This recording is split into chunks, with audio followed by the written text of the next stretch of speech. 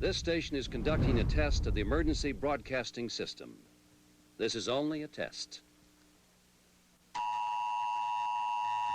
Oh, yeah. I love that sound. Aaron, you love that sound right there? It's a beautiful sound. So good. Well, hey, we're doing an emergency show right now. For the listeners out there, we have hundreds of thousands of listeners all across this great country.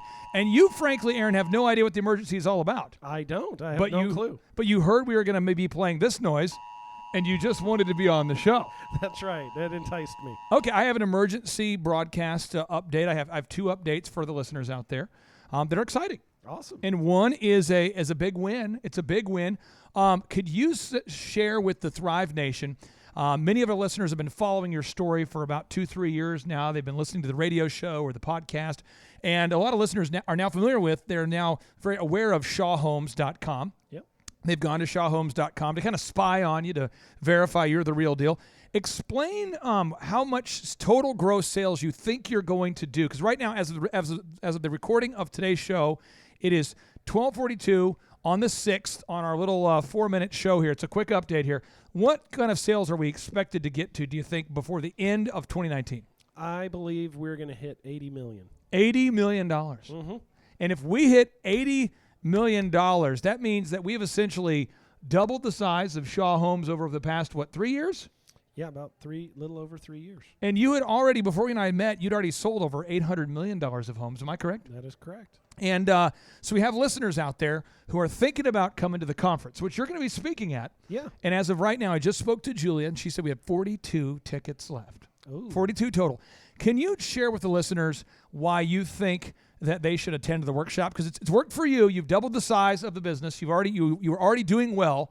You've doubled the size of Shaw Homes. Why do you think that all the listeners should attend the conference at least one time? Oh, my gosh. So because the things that you're going to learn at the conference are proven to work. So with a ton of experience and a long history of this company, there's a lot of things that we thought we knew.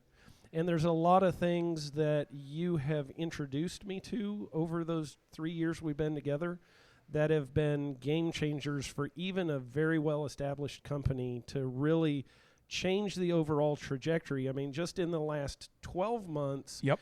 from last year to this year, as of last week, we have grown $12 million just in this year. Unbelievable. From some of the little tweaks that we made just from following the systems that you introduced me to that we didn't use prior to this. Now, give me kind of a yes-no here. I've got a rapid-fire yes-no. Okay. Did you used to have a problem finding good people? Yes. Do you have a problem finding good people now? Not at all. You learned it at the conference. Did you used to have a hard time dominating Google? Yes. Do you have a hard time dominating Google now? Oh, no. Now, Thrive Nation, think about this. Ask yourself the question: Are you struggling to make a repeatable system? Aaron, you've always been a great salesperson. You were trained by the best salespeople at Toll Brothers. Yep. Was it a hard time finding people that could repeat the sales system before working with us? Yes. Is it a problem now? Not at all. If you're out there today and you want to see Aaron Antis, let me tell you what, Aaron Antis, Google search Aaron Antis. He looks exactly like Kanye West. Just like it's unbelievable, just the uncanny. Spitting image. You got to book your tickets today. Michael Levine, the PR consultant of choice for Nike, Prince, Michael Jackson, and it's Michael Jackson, Prince, Nike, Pizza Hut, President Bush, President Clinton, Nancy Kerrigan, George Carlin, the guy from the Bible, who's the Bible? Charlton Heston, the PR consultant for these people. Not Michael Jordan, but for everybody else on that list. Google search this guy, Michael Levine. Do it right now. Do a search for Michael Levine, Public Relations. He'll be attending. Matt Klein, the franchise brand developer with OxyFresh, will be attending. Jill Donovan, who grew her company from 0 employees, I guess one employee, to 125 employees, the founder of RusticCuff.com. She'll be attending, and Aaron Antis will be attending as well. Book your tickets today by going to ThriveTimeShow.com. That's ThriveTimeShow.com. 42 tickets left. Aaron Antis, thank you for joining me on this impromptu podcast. Absolutely. And now, without any further ado, 3, 2, 1, boom!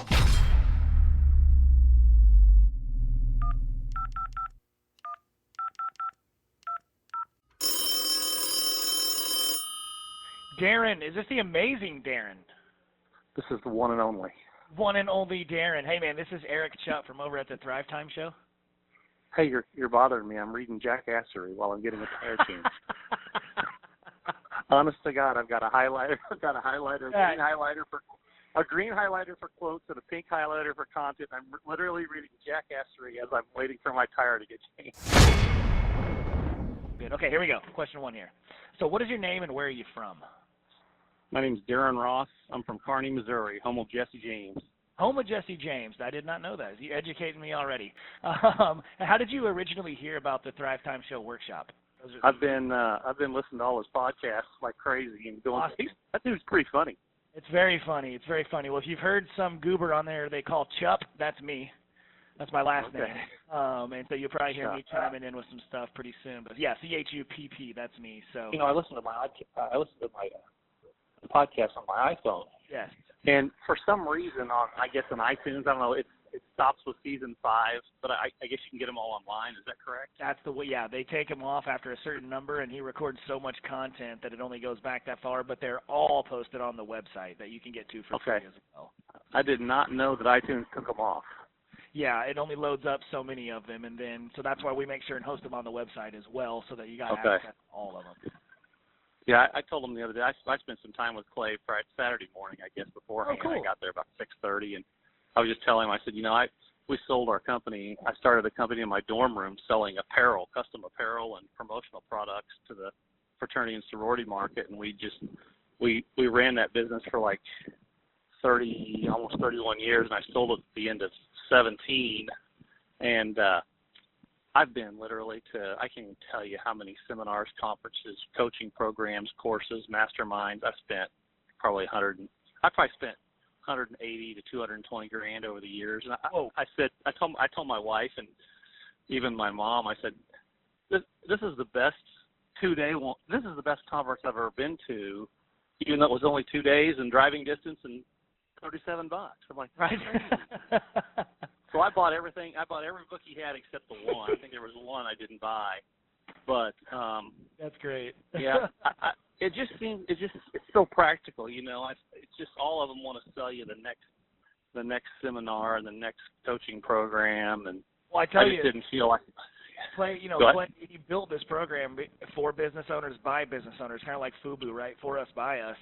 Yeah. Because he was the exact same place you were, right? He went to all these seminars and experienced all the upsells and all this crap, and he's like, why can't somebody just not tell me what to do?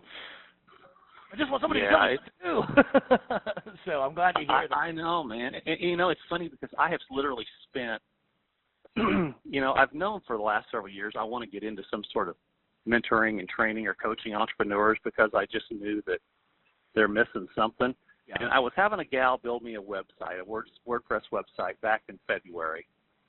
And she had sent me 2 or 3 different sites to look at just for ideas and content because I wanted to kind of have the core of it on how to grow your business while keeping faith and family first. So that was kind of my niche.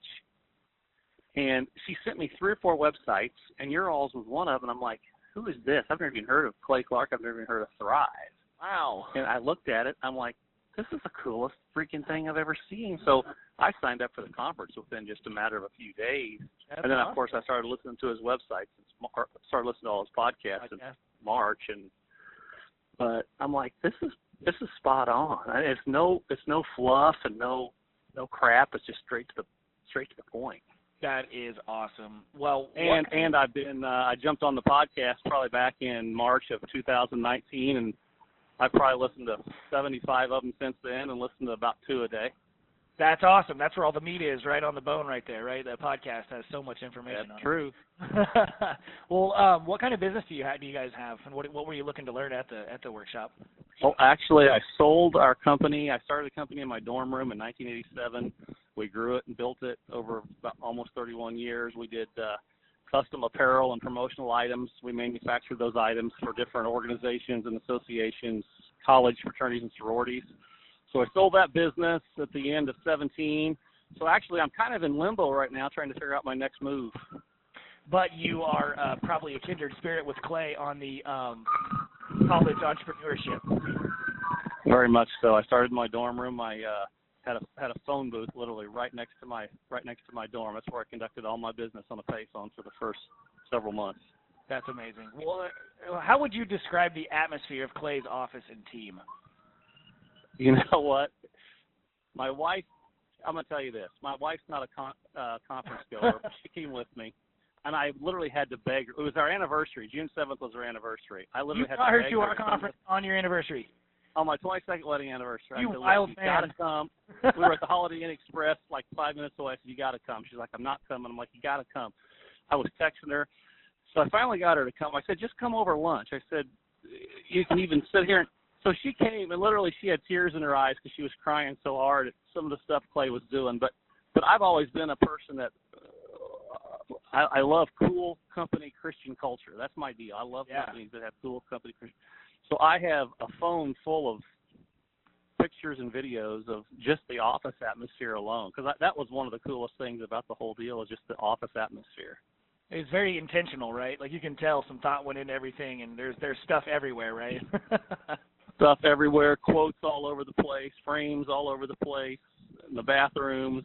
I mean, I've never seen anything like. And I've been to a lot of cool companies. I had the inside private tour of Dave Ramsey's organization several years ago, and I've been to a lot of places over my lifetime and businesses, and it's probably the coolest one I've been to.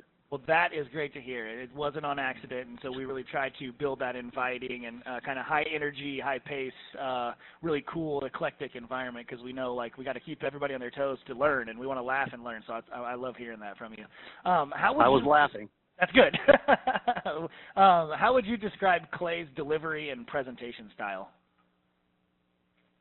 Off the charts. I mean, just kind of basically leaving you wanting more and more all the time. I mean, I had just pages and pages of notes, and there was never a dull or boring moment, and it was all just nuts and bolts, man. There was no fluff. It was just all straight to the point that any business owner can listen, learn, and apply. What is one of the most valuable things that you did learn while you were at this workshop this past weekend? Just the importance of the search engine and website optimization. Yes.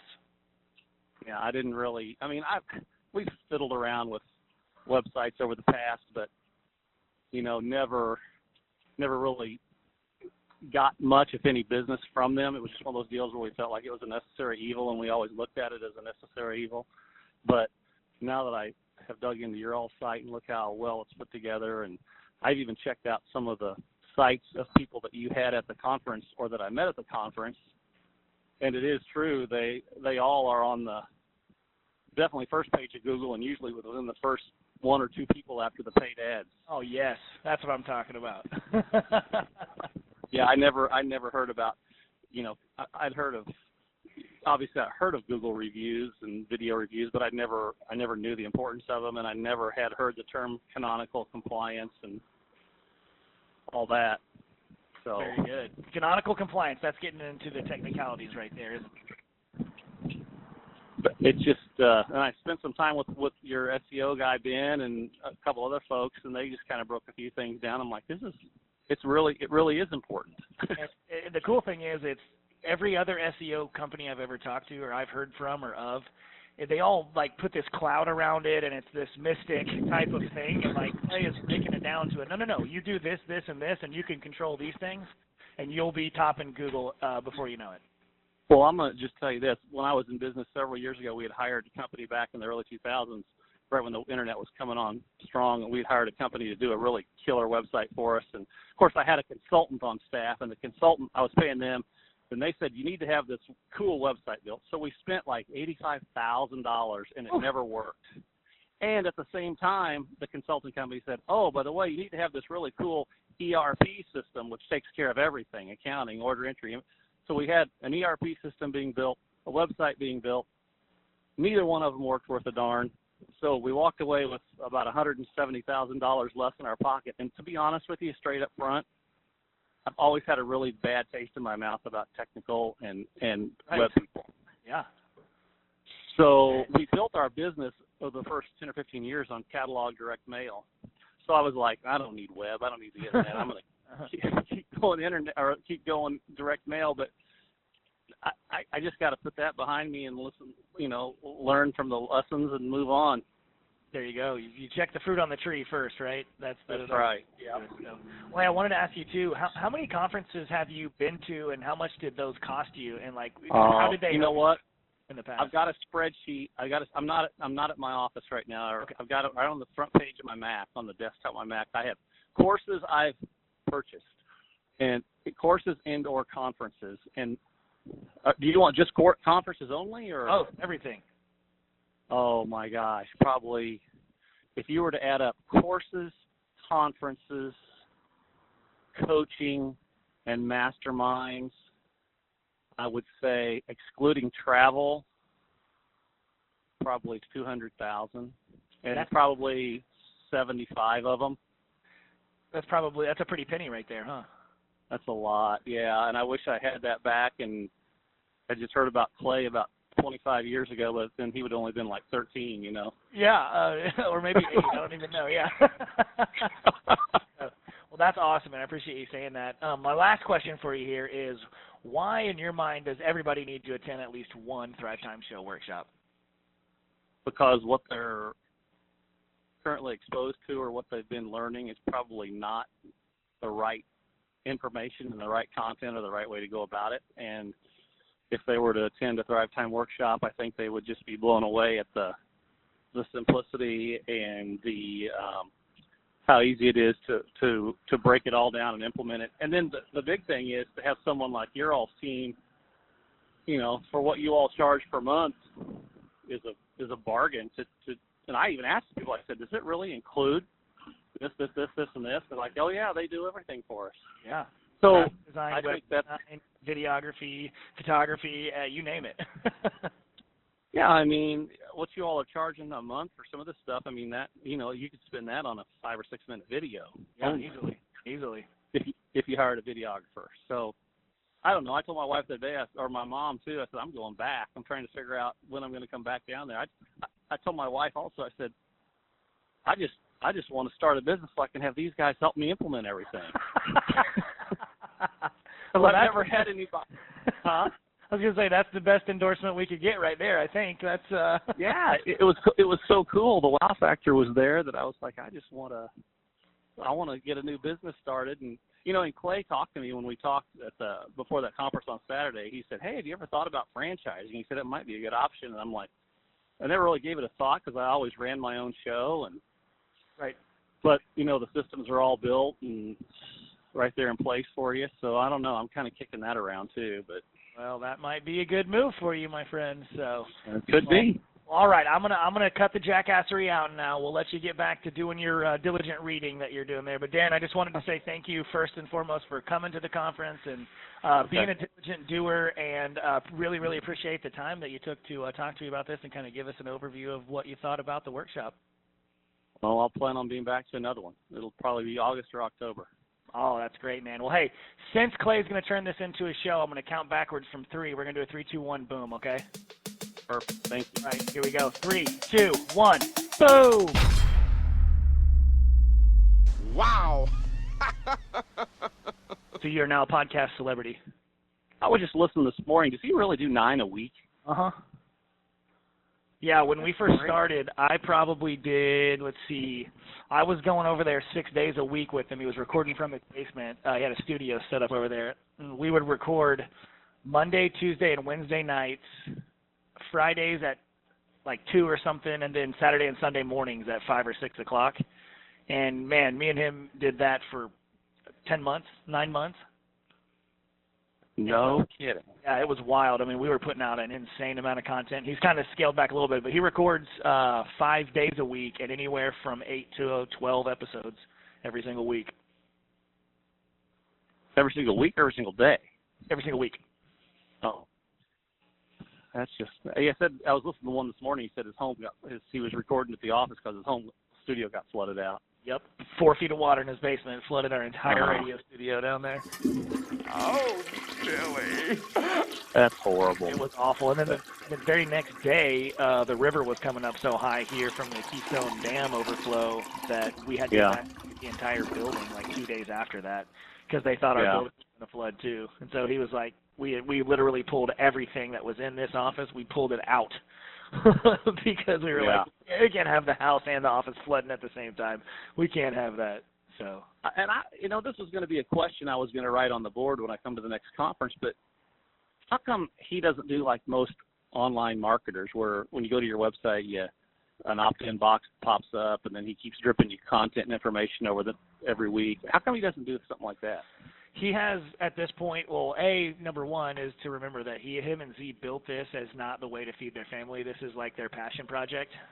So, therefore, we are extremely selective about who we take on as a client, and to be honest with you, who we allow to come to the conference. We turn down a lot of people for the conference every 2 months, and we turn down Do you really?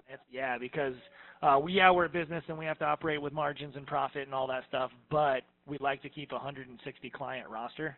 And so Clay's very guarded about who he lets inside what he calls a circle, or the dojo of mojo, the garden of Zen up here, And so we don't necessarily want to be out in everybody's face with pop-ups and drip campaigns and all that stuff. We're very selective about who we work with because he has decided to design it that way.